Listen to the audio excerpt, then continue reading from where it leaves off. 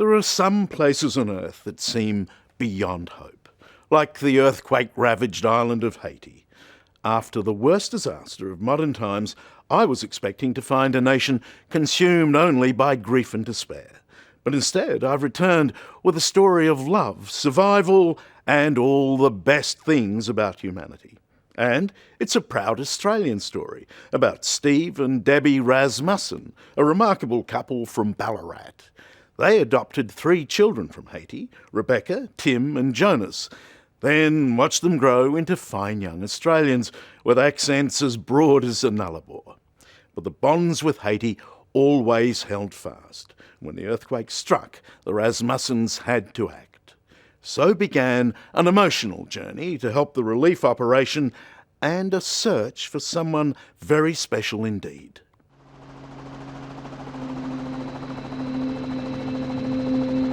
In the Caribbean, little more than 2 hours from Miami, is the poorest and most dysfunctional nation in all the Americas, the Republic of Haiti.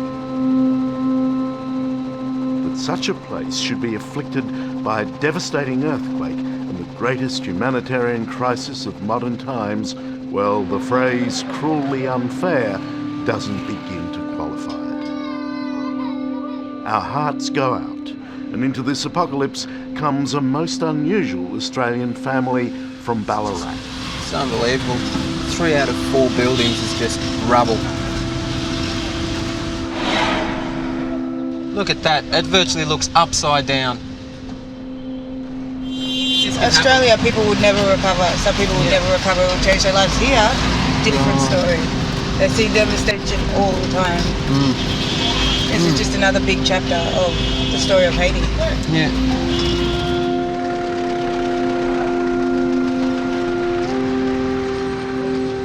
Jonas, Timothy and Rebecca are the adopted Haitian kids of Australian parents Steve and Debbie Rasmussen. They're here to help, but this is also an intense personal journey for this unique family.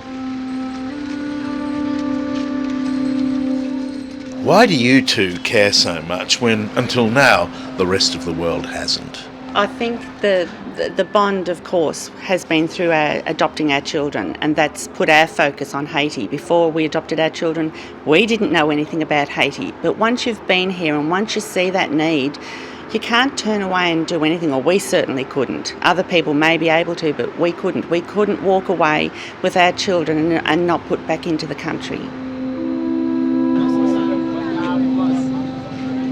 Jonas? Yep. You want to go long ways? Okay. Erecting a makeshift shelter for a homeless family alongside a filthy, fetid drain isn't exactly an idealist notion of saving the world. But this is Haiti. It's disgusting, but I am fortunate enough that I can go home and wash my hands. Right now, I just want to get as much of this up as we can. I feel like I'm actually doing something. At 4:30 on Tuesday, the 12th of January, Haitian life changed utterly. Just like the ancient devastation of Pompeii, there are frozen visions everywhere of a life that has vanished into rubble. The current count is 300,000 buildings. But Haitians are well schooled in misery and struggle, so it has to be business as usual for the barber of Rubble Road. And look at this.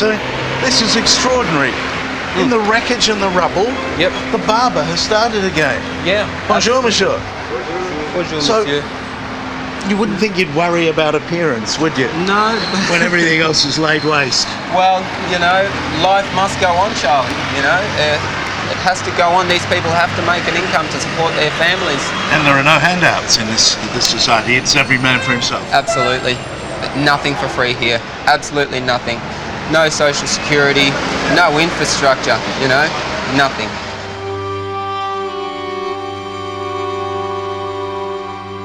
Confronted by such mass human suffering, it's easy to be shocked into despair and inaction. But not for the Rasmussens. They're guided by the simple practicality of doing one small thing at a time. Yeah, right over the top. Of course, while we're doing this, there's a woman across there that doesn't even have a blanket to cover the kid with. I mean, it's just, it goes on and on. The more you do, the more you need to do. It's pretty heavy at the moment, especially when you see what kind of difference just putting a tarp on is going to have on these people, you know. Bonjour. Okay. Cover the children. It's Ted. You see? That'll be a shelter over here. 25 years, the Rasmussens have been raising money and support for the people of Haiti. There's over $4,000 there, American, for you and your mission. Their commitment started when, even though they had their own natural children, they decided to adopt Haitian kids in desperate need. The first was Rebecca, abandoned by her mother immediately after birth and left to die. When Steve and Debbie first saw her, she was given no chance of survival. There was an instant attachment in our hearts, and we couldn't explain that, but we had Rebecca in hospital dying, and people saying, "Oh look, go and get another one." Well, that was like saying, throw your child away. You know, you cannot do it. You know, within a short time, the bond was great. You know, and excuse me. It's extraordinary, isn't it? I mean, you're very emotional about this. Well, being in this country, it was 25 years ago, but the emotion is still there. To improve the odds in Rebecca's favour, Deb took hormones so she could breastfeed. Back in Ballarat, she nursed for 9 months. A white woman nursing a black baby. Yeah, that created even more interest, Charles. You artificially induce lactation. You'd do anything for that girl. I would. I'm a fighter. I fought from 6 days old. Brain fluids coming out of my ears, eyes, nose, 16 dirty nappies a day. Not supposed to survive. Don't tell me that. Yeah. You know, like you can't. A fighter. We are survivors. We are survivors. We're warriors. One adoption led to another. Next came 14-month-old Tim, who was critically ill from malnutrition. And then his brother Jonas joined the Rasmussen clan. The boy's mother gave them up, hoping they'd find a better life elsewhere. And that's what they got as part of a large blended family. 9 kids growing up in Ballarat in regional Victoria. They treated us like we weren't different, you know? At home we weren't different. With our older brother Ben, Emily, Jessie, Rebecca, we weren't different. So we're in a very black and white family, you know? So sometimes you could look down at yourself and forget. Yeah. You forget that or someone will call you something, you know, and you're like, I forgot I was black, you know. Yeah. You don't think about it. You do. It's not a constant. You know you're more beautiful than the rest of them. Definitely. There actually were times we sort of Much better colour. we've got a better tan. You know? And there's nothing that I want to raise God. I'm just gonna sing it out so you know how I feel. Rebecca is now making a career as a singer in Melbourne. Jonas, with the help of younger brother Tim, runs a roofing business in Queensland. They are glowing endorsements of the benefits of giving desperate children a second chance at life.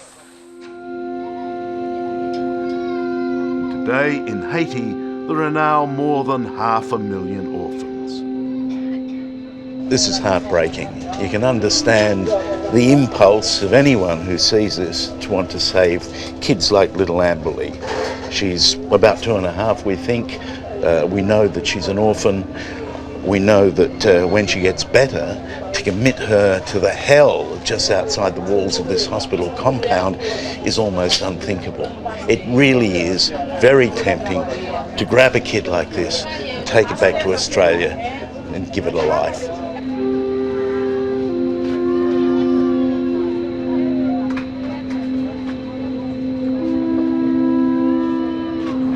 Poor little bloke. You just want to see some life in those eyes, and this is the situation that Timothy was in, Charles, exactly the same as this. When we first took him to the doctors, they he told us that he couldn't guarantee that he would even survive. The orphan situation in Haiti is nothing new. It's always been a problem here, even before the earthquake. There's always been a possibility of, well, not a possibility, it's a fact. There's thousands of orphans, children that have already been orphaned and have lost their parents just through disease, just through, common flus and malnutrition. It's that life of deprivation and hardship the Rasmussen kids escaped through their adoption. Jonas was 6 at the time and can still recall the trauma of his Haitian childhood, the bloody memories of a nation being torn apart by political upheaval. Jonas can remember hiding under a bed when the secret police were coming through. He saw people with their tongues cut out because they spoke against the government of the time. He saw people beheaded with their heads paraded on poles. A lot of traumatic stuff that no child should ever have to see. Are you still haunted by the memories of the old regime? Absolutely. I did see a lot of things that did disturb me a lot.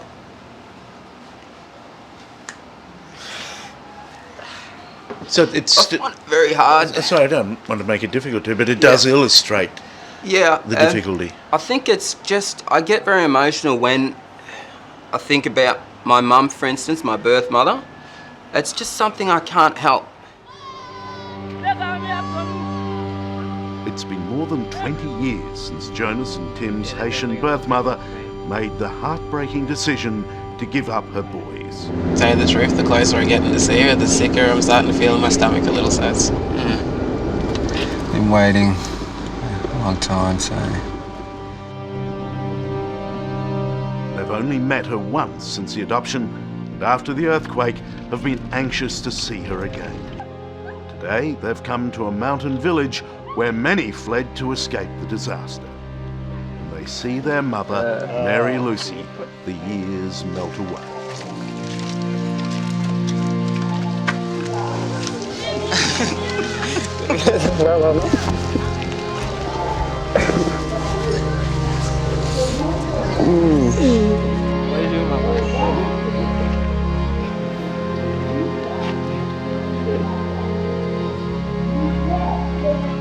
Oh, it feels so good now. It was just such a hard wait. Very pretty.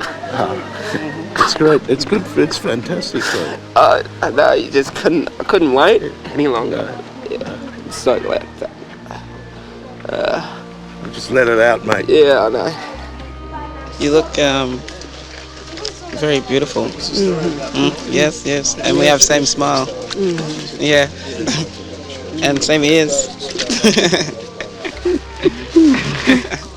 Are there divided feelings when the boys are with their birth mother?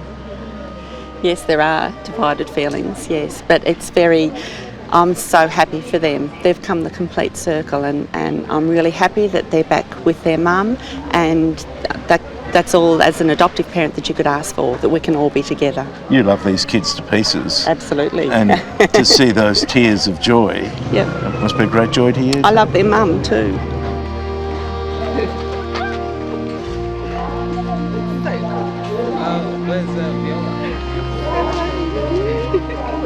You've done a wonderful thing, She's given you the very best that she possibly could, and I'm so thankful to her for that.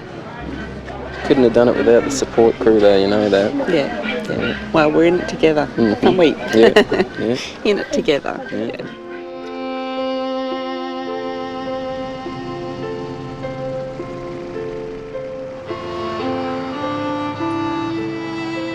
And the whole world will need to be in it together to fix Haiti. It'll take 10 years to build a viable state here. And while the big nations and the big aid agencies do the heavy lifting, the Rasmussens believe that every little effort also helps. Say merci Australie. Merci Australie. Good girl.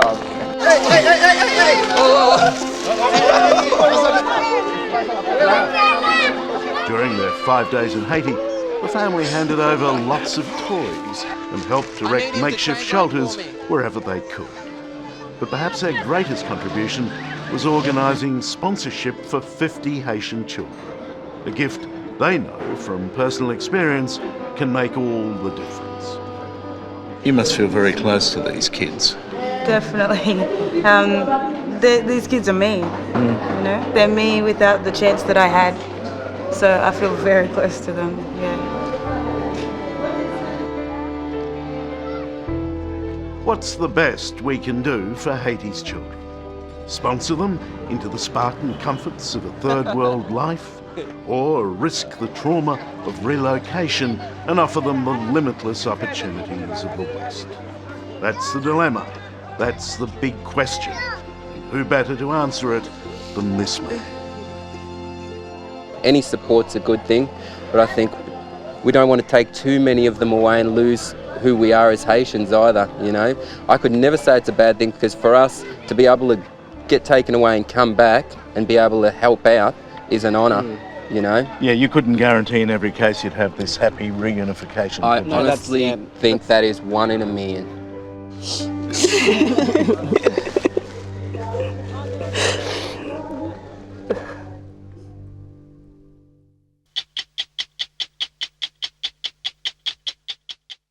Hello, I'm Tara Brown. Thanks for watching 60 Minutes Australia. Subscribe to our channel now for brand new stories and exclusive clips every week. And don't miss out on our extra minute segments and full episodes of 60 Minutes on 9now.com.au and the 9Now app.